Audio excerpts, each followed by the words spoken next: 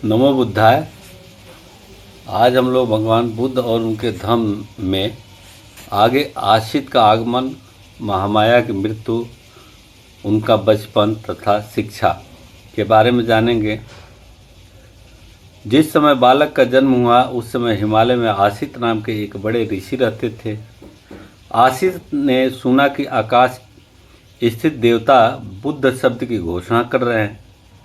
उसने देखा कि वह अपने वस्त्रों को ऊपर उछाल उछाल कर प्रसन्नता के मारे इधर उधर घूम रहे हैं। वह सोचने लगा कि मैं वहाँ क्यों न जाऊँ जहाँ बुद्ध ने जन्म ग्रहण किया है। जब आशित ऋषि ने समस्त जम्बूद्वीप पर अपनी दिव्य दृष्टि डाली तो देखा कि सुशोधन के घर में एक दिव्य बालक ने जन्म लिया है और देवताओं की भी इतनी अधिक प्रसन्नता का यही कारण है। इसलिए वह महान ऋषि आशित अपने भांजे नरदत्त के साथ राजा सुशोधन के घर आए और उनके महल के द्वार पर खड़े हुए।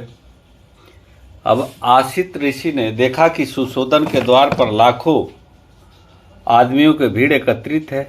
वह द्वारपाल के पास गए और कहा, अरे जाकर राजा से कहो कि दरवाजे पर एक ऋषि खड़े हुए हैं। द्वारपाल राजा के पास गया और हाथ जोड़कर के विनती की, राजन, द्वार पर एक वृद्ध ऋषि पधारे हैं और आपसे भेंट करना चाहते हैं। राजा ने आशित ऋषि के बैठने के लिए आसन की व्यवस्था की और द्वारपाल को कहा, ऋषि को आने दो। महल के बाहर आकर द्वारपाल ने आशित से कहा, कृपया भीतर पधारें। आशित ऋषि राजा के सामने उपस्थित हुए और उसे खड़े खड़े आशीर्वाद दिया। राजन, आपकी जय हो। राजन, आपकी जय हो। आप चिरकाल तक जिए और अपने राज्य का धर्मानुसार शासन करें। जब सुशोधन ने आशित ऋषि को साष्टांग दंडवत किया और उन्हें बैठने के लिए आसन दिया, जब उसने देखा कि आशित ऋषि सुखपूर्वक आसीन हैं तो सुशोधन ने कहा, ऋषिवर, मुझे स्मरण नहीं है कि इसके पूर्व आपके दर्शन हुए हो। आपके यहाँ आगमन का क्या उद्देश्य है? आपके यहाँ पधारने का क्या कारण? तब आशित ऋषि ने राजा सुशोधन से कहा, राजन, तुम्हें पुत्र लाभ हुआ है, मैं उसे देखने के लिए आया हूँ। सुशोधन बोले, ऋषिवर, बालक सोया है, क्या आप थोड़ी देर प्रतीक्षा करने की कृपा करेंगे? ऋषि का उत्तर था, राजन, इस तरह के दिव्य विभूतियाँ देर तक सोती नहीं रहती, वे स्वतः ही जागरूक होती है। तब बालक ने ऋषि पर अनुकंपा करके अपने जागते रहने का संकेत दिया। यह देख कि बालक जाग उठा है, सुशोधन ने उसे दृढ़तापूर्वक दोनों हाथों में लिया और आशित ऋषि के सामने ले आए। आशित ने देखा कि बालक 32 महापुरुष लक्षणों तथा 80 अनुंजनों से युक्त है। उसने देखा कि उसका शरीर शुक्र और ब्रह्मा के शरीर से भी अधिक दीप्त है और उसका तेजोमंडल उसके तेजोमंडल से लाख गुणा अधिक प्रदीप्त है। उसके मुख से तुरंत यह वाक्य निकला, निस्संदेह यह अद्भुत पुरुष है। वे अपने आसन से उठे, दोनों हाथ जोड़े और उसके पैरों पर गिर पड़े। उन्होंने बालक की परिक्रमा की और उसे अपने हाथों में लेकर के विचारमग्न हो गए। आशित ऋषि पुरानी भविष्यवाणी से परिचित थे कि जिसके शरीर में गौतम की ही तरह 32 महापुरुष लक्षण होंगे, वह इन दो गतियों में से एक को निश्चित रूप से प्राप्त होगा, तीसरी को नहीं। यदि वह गृहस्थ रहेगा तो वह चक्रवर्ती नरेश होगा, लेकिन यदि वह गृह त्याग कर प्रव्रजित हो जाएगा तो वह सम्यक सबुद्ध होगा। आशित ऋषि को निश्चित था कि यह बालक गृहस्थ नहीं बनेगा। बालक की ओर देख करके वह सिसकियां भर भर के रोने लगा। सुशोधन ने देखा कि आशित ऋषि सिसकियां भर भर के रो रहे हैं। उसे इस प्रकार रोता देखकर सुशोधन के रोंगटे खड़े हो गए। उसने आशित ऋषि से निवेदन किया, ऋषिवर, आप इस प्रकार रो रहे हैं, आंसू क्यों बहा रहे हैं, ठंडी सांस क्यों ले रहे हैं? मैं समझता हूँ कि बालक का भविष्य तो निर्विघ्न ही है। आशित ऋषि ने राजा को उत्तर दिया, राजन, मैं बच्चे के लिए नहीं रो रहा हूँ, इसका तो भविष्य निर्विघ्न है। मैं अपने लिए रो रहा हूँ। ऐसा क्यों? सुशोधन ने पूछा। आसित ऋषि का उत्तर था, मैं जरा जीर्ण हूँ,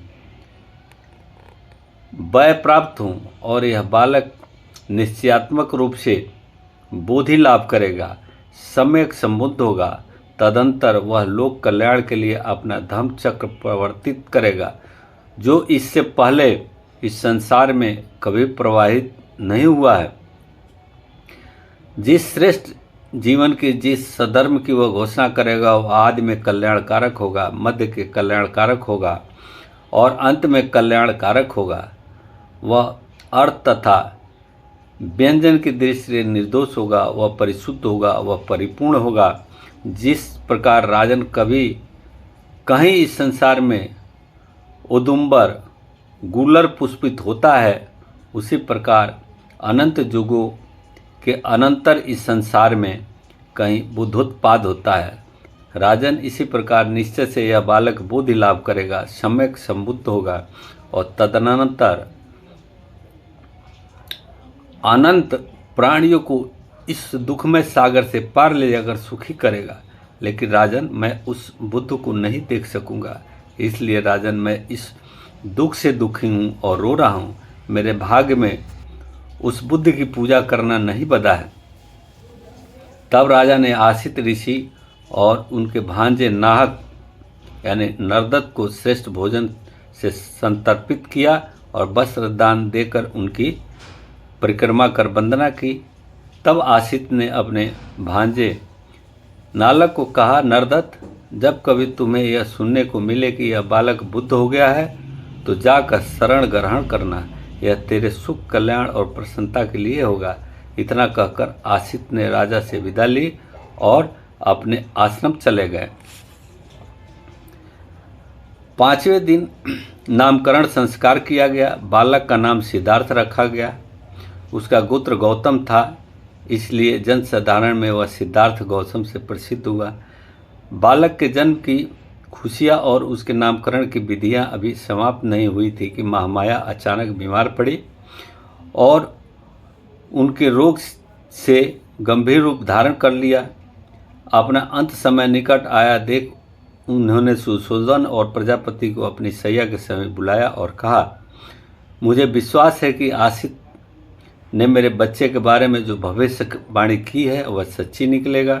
मुझे अफसोस है कि मैं इस वाणी को पूरा न देख सकूंगी। प्रजापति, मैं अपना बच्चा तुम्हें सौंपती हूँ। मुझे विश्वास है कि उसके लिए तुम उसकी माँ से भी बढ़कर होगी। मेरा बालक शीघ्र ही मातृहीन बालक हो जाएगा, लेकिन मुझे इसकी तनिक चिंता नहीं कि मेरे बाद यथा योग्य विधि से उसका लालन पालन नहीं होगा। अब दुखी न हो, मुझे मरने दें, मेरा अंत समय पहुंच चुका है। यमदूत मेरी प्रतीक्षा कर रहे हैं। इतना कहते कहते महामाया ने अंतिम सांस ले ली। सुशोधन और प्रजापति दोनों को ही बड़ा दुख हुआ। दोनों फूट फूट कर रोने लगे। जब सिद्धार्थ की माता का देहांत हुआ तो उसकी आयु केवल 7 दिन की थी। सिद्धार्थ का एक छोटा भाई था, उसका नाम नंद था। वह सुशोधन की महाप्रजापति से उत्पन्न पुत्र था। उसके ताया चाचा की भी कई संतानें थी। महानाम और अनुरुद्ध श्लोकोदन के पुत्र थे तथा आनंद अमितोदन के। देवदत्त उसकी बुआ अमिता का पुत्र था। महानाम सिद्धार्थ की अपेक्षा बड़ा था और आनंद छोटा। सिद्धार्थ उनके साथ खेलता खाता हुआ बड़ा हुआ। जब सिद्धार्थ थोड़ा चलने फिरने योग्य हो गया, शाक्य जनपद के मुखिया इकट्ठे हुए और उन्होंने सुशोधन से कहा कि बालक को ग्रह देवी अभया के मंदिर ले चलना होगा। सुशोधन ने स्वीकार किया और बालक को कपड़े पहना देने के लिए महाप्रजापति से कहा। जब वह उसे वस्त्र पहना रही थी, सिद्धार्थ ने अत्यंत मधुर वाणी में अपनी मौसी से पूछा कि उसे कहाँ ले जाया जा रहा है। तब उसे पता लगा कि उसे मंदिर ले जाया जा रहा है तो वह मुस्कुराया, लेकिन शाक्यों के रीति रिवाज का ध्यान कर वह चला गया।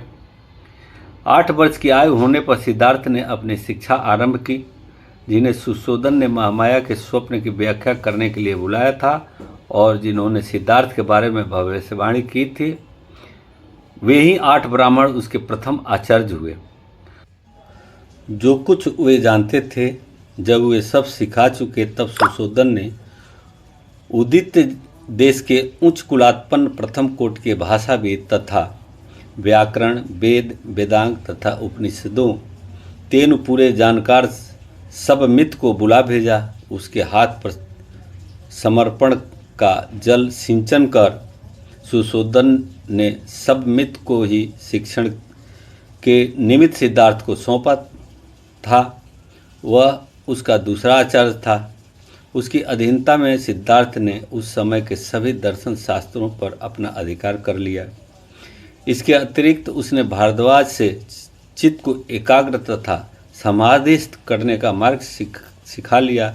भारद्वाज अलार कलाम का शिष्य था। उसका अपना आश्रम कपिलवस्तु में था। इस प्रकार उनकी शिक्षा दीक्षा हुई।